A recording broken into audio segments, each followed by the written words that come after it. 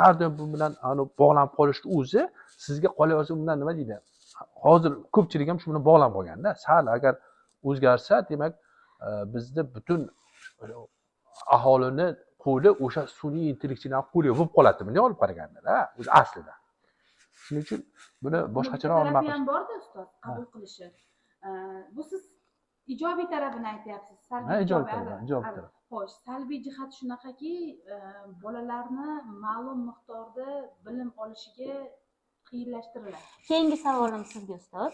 Agar siz bugungi yoshligingizga bitta psixologik maslahat berish imkoniyati bo'lganda, xo'p, unga nima degan bo'lardingiz? Bu savolga yoki bu maslahatni ilmiy tajribangiz, hayotiy yo'lingizdan kelib chiqqan holda o'zingizga qanday psixologik maslahat bera olasiz? Hozirgi yoshlarni kuzatyapmiz, dars jarayonlarida kuzatyapmiz. O'qish jarayonlarida talabalarda e'tibor bersak, o'zini o'qiyotgan yo'nalishiga, sohasiga nisbatan juda ham loqaydlik bilan munosabat bildiradi. Va savol berib ko'rganingizda aynan bu sohaga unchalik darajada qiziqmasligini kuzatishimiz mumkin. Chunki xatti-harakatlarda mana shu narsalar namoyon bo'ladi. Va o'sha kuzatishlar natijasida shu narsa namoyon bo'lyaptiki, ular ko'p holatlarda o'zining qiziqishlariga qarab emas, qandaydir boshqa tashqaridan atrofdagi insonlar, ota-onasi, oilasidagi unga bildirilgan o'sha yo'l-yo'riq asosida kasbni tanlagani namoyon bo'lyapti. Va hozirgi kunda yoshlarga shunaqa savol bergan bo'lardimki, shu yoshda aynan men nimaga qiziqaman, men qaysi ishni juda ham katta zavq bilan, xursandchilik bilan amalga oshira olaman va o'zimni juda ham yengil his qilaman.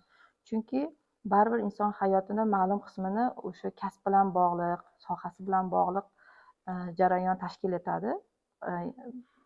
8-9 soat qismini ma'lum qismida uxlashga ajratadigan bo'lsa, ma'lum qismida kasb bilan shug'ullanadi va ozgina oila davrasida bo'ladi. Va albatta kasbiy jarayonlardagi bo'ladigan holatlar o'sha insonning holatiga juda katta ta'sir qiladi.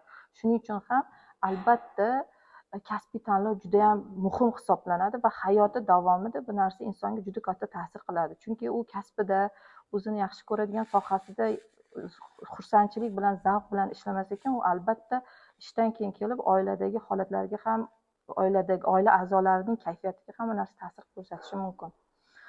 Chunki inson harakat qilganda, jismoniy harakat qilganda, fikrlaganda, o'ylaganda unda dopamin gormoni paydo bo'ladi. Ana shu gormonni organizmni o'zi ishlab chiqarmaganda, albatta u dopaminni tashqaridan olishga majbur bo'ladi. Masalan, do'stlar atrofda har xil harakatlari bilan shug'ullanish, ya'ni uni nima quvontirsa, uni nima xursand qilsa, o'zini shu narsalarga bag'ishlab yuborish. Va albatta bu dopaminlar, tashqi dopaminlar juda ham qisqa muddatli bo'ladi va birpasda so'nib qoladi. Lekin insonda o'sha narsa o'zida ishlab chiqarilganda, inson har doim kayfiyati yaxshi, boshqalarning holatiga ta'sir ko'rsatmasdan, boshqalarga salbiy ta'sir ko'rsatmasdan chiroyli munosabatlarga ham kirisha olishi mumkin.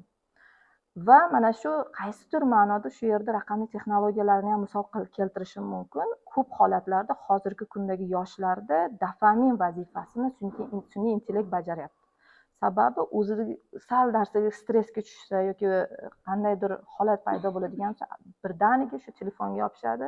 O'sha telefondagi sun'iy intellektdan so'raydi va tezroq shu narsani hal qilgisi keladi. Ya'ni unga tez javob kerak, tez yechim kerak bo'ladi. Va o'sha yechim tugagandan keyin, o'sha amalga oshgandan keyin, maqsad amalga oshgandan keyin ozgina yuradi, yana shu holat kelyapti.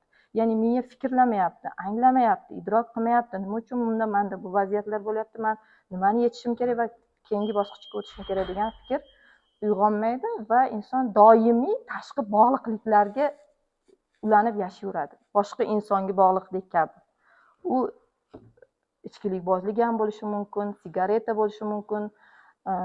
Masalan, o'yinlar, turli xil har xil hozirgi kunda internetda tarqalayotgan o'yinlar juda ham ko'p misol keltirish mumkin. Buni hammasi tashqi bog'liqliklar va tashqi dopamin hisoblanadi.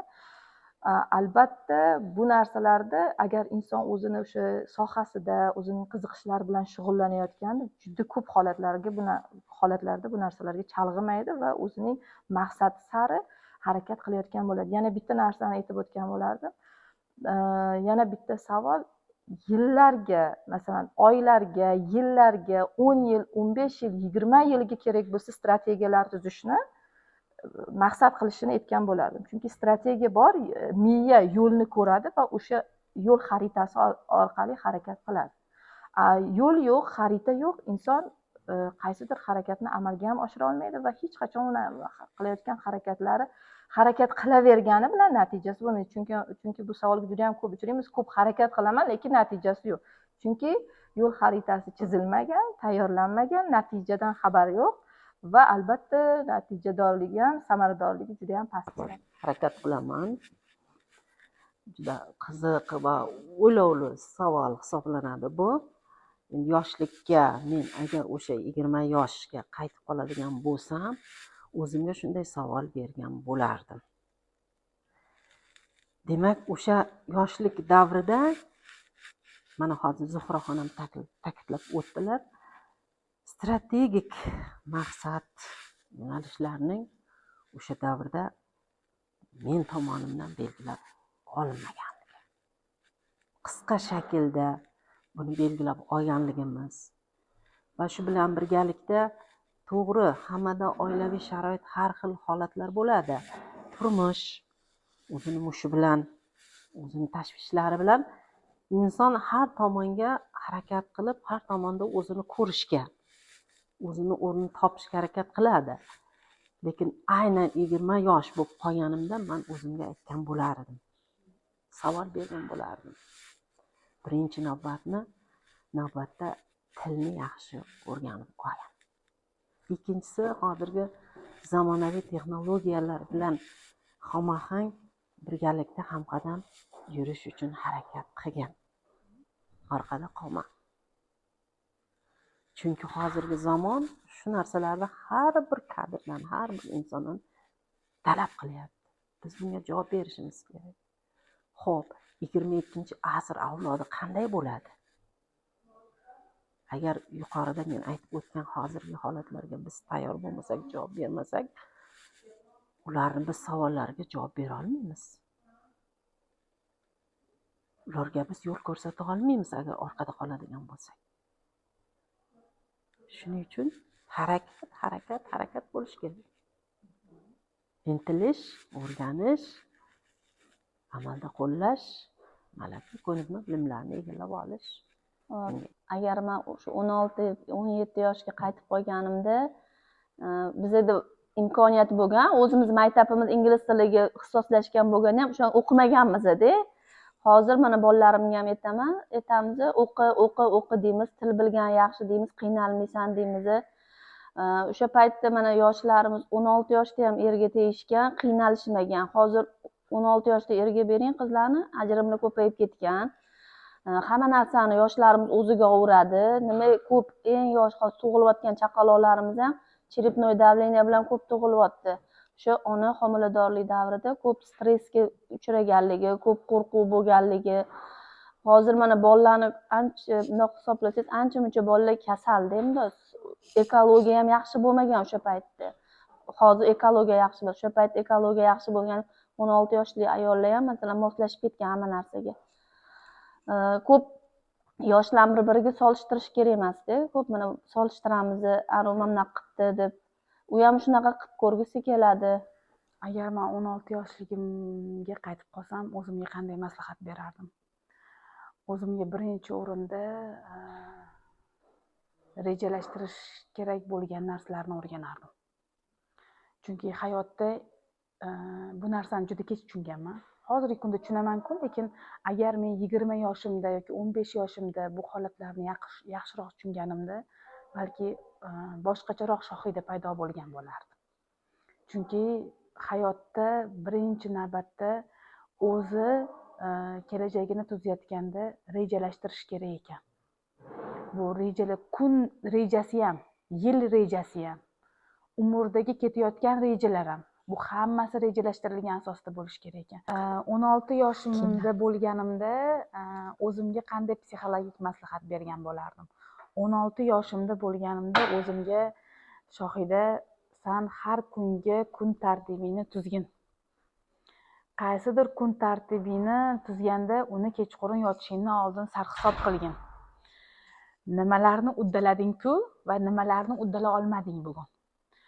Va bu narsani o'zimda kunlik bajarib borganimda qilolmagan ishlarimdan, ko'proq qila olgan ishlarimdan o'zimga rag'bat, psixologik, ruhiy jihatdan rag'bat olardim. Men shu narsani kech anglaganman va hozirgi kunda farzandlarimga shu narsani o'rgataman.